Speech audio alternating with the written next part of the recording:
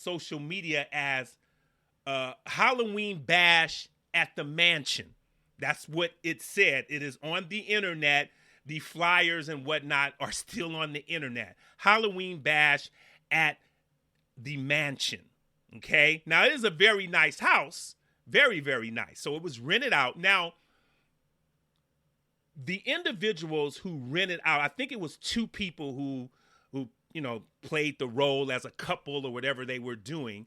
And they said, now at the time, there was some fires going on.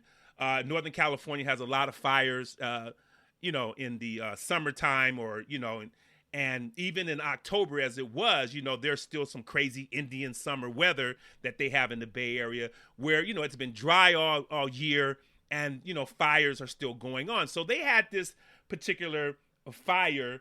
It's called the Kincaid Fires, an area fire that was going on, and smoke was bellowing all around the San Francisco Bay Area. And the renters used that particular excuse as a method to get away from their area to go up to a place and kind of like unwind and have a good time because they have been so stressed out by the fire, the smoke, and all that goes with it.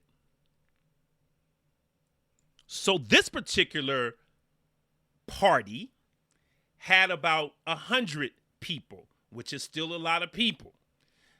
Out of the 100 people, they crowded in the house. Now, this particular house had cameras, and the neighbors' houses had cameras.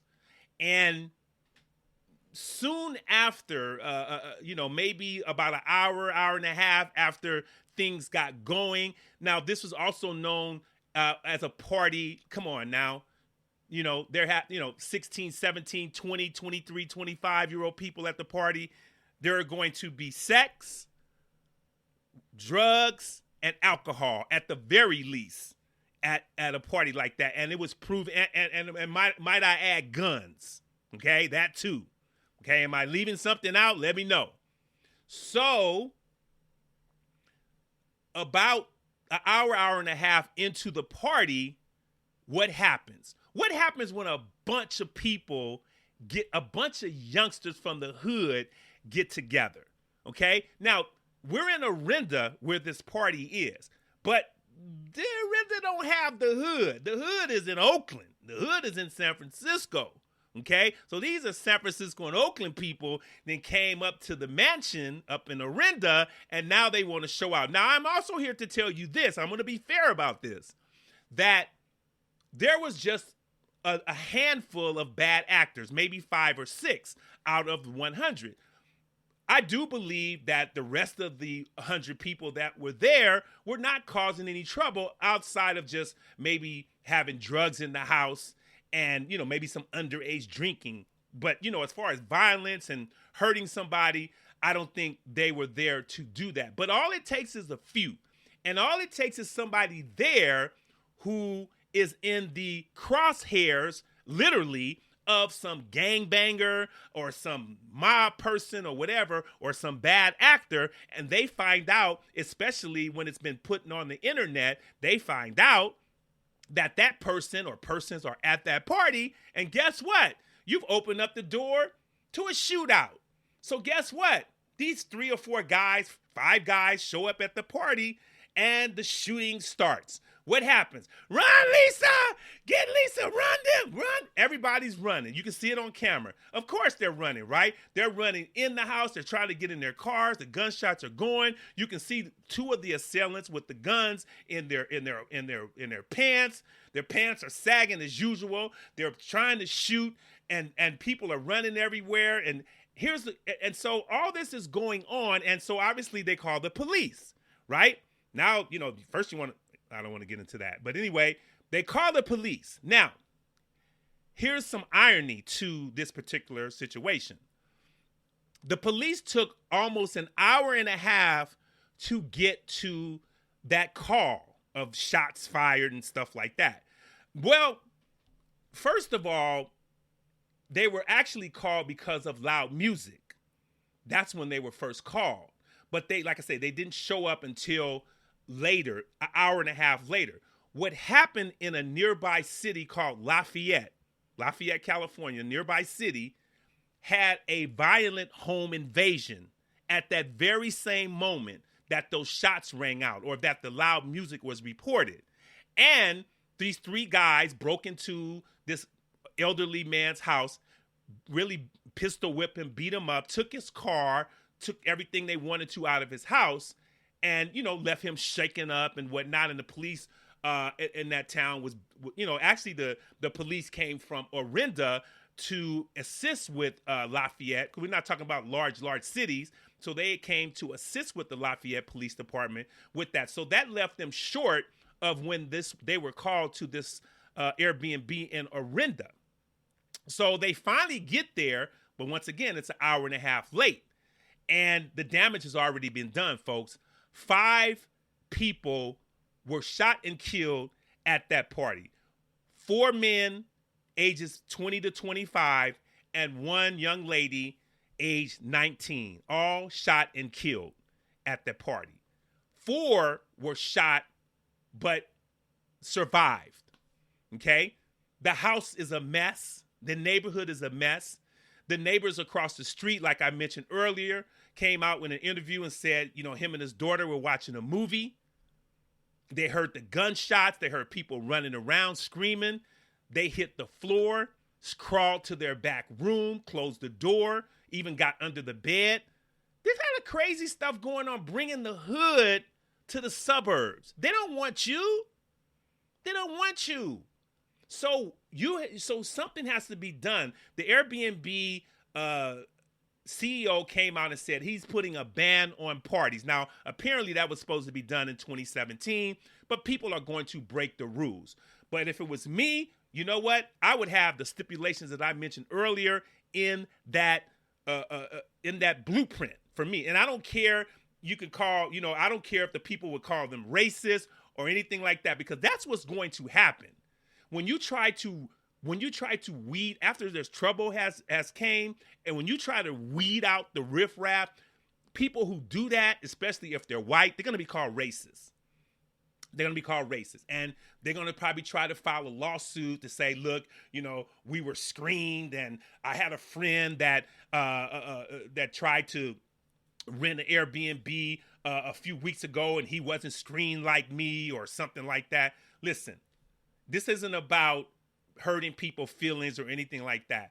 The rules would be the same for me right down the board. Like I said, you can show me a major credit card. It has to be 2 of you with major credit cards. You have to show me a round trip ticket in and out the city where I'm in. Okay. And then you have to stay at least 3 nights.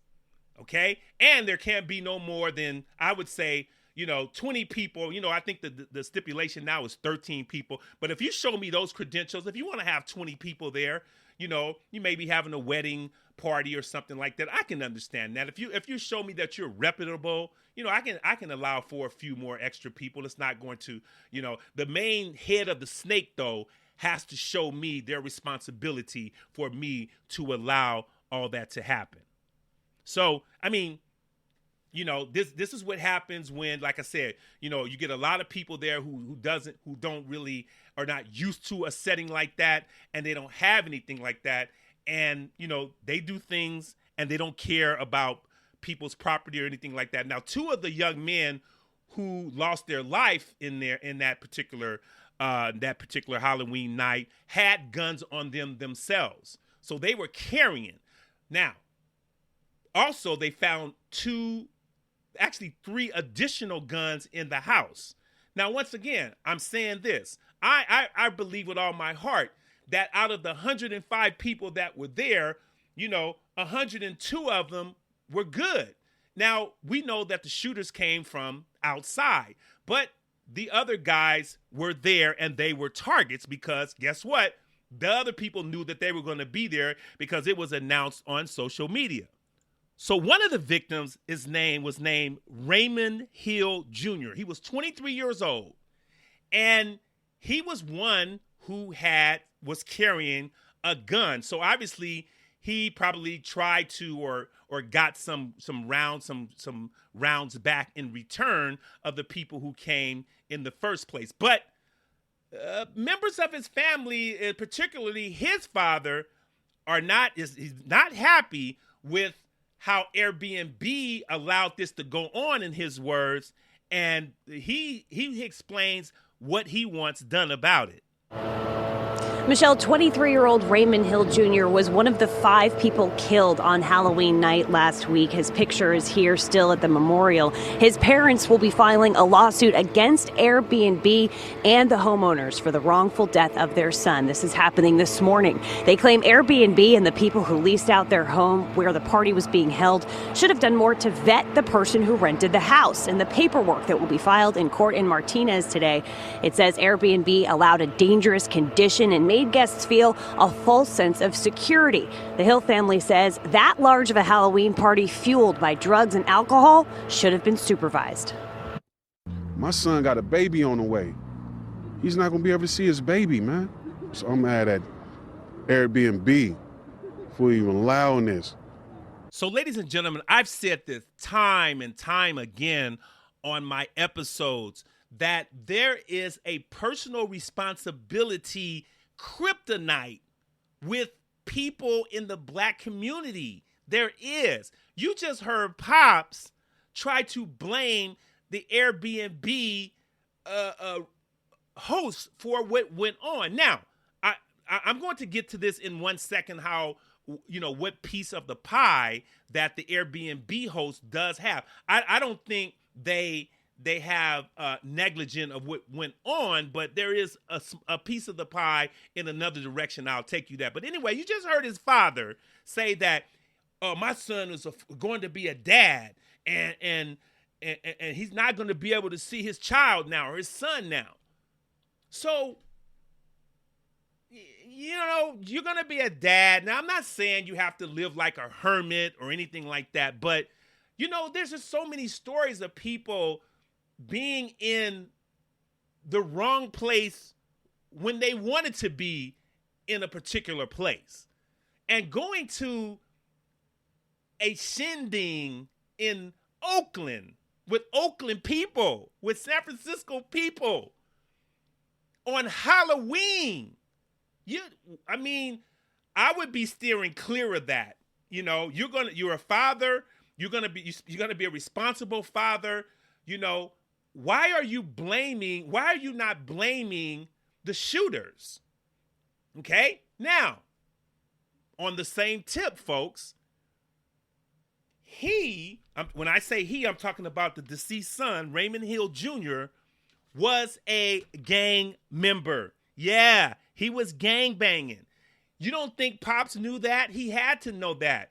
Pops is not that old of a guy, I'm looking at Pops, and he's younger than me, so he knows what his son is out there doing. He may not know exactly where he's at all the time, but he know what his son is doing. Now, this all kind of stemmed from a shooting in San Francisco, kind of like actually in 2015, where two of the deceased from that night were involved. They're in a gang in San Francisco, and the gang is called the Page Street Mob Gang in San Francisco. Now, Page is a street in San Francisco. It is in the Fillmore kind of like district, western edition of San Francisco. It ain't a nice place.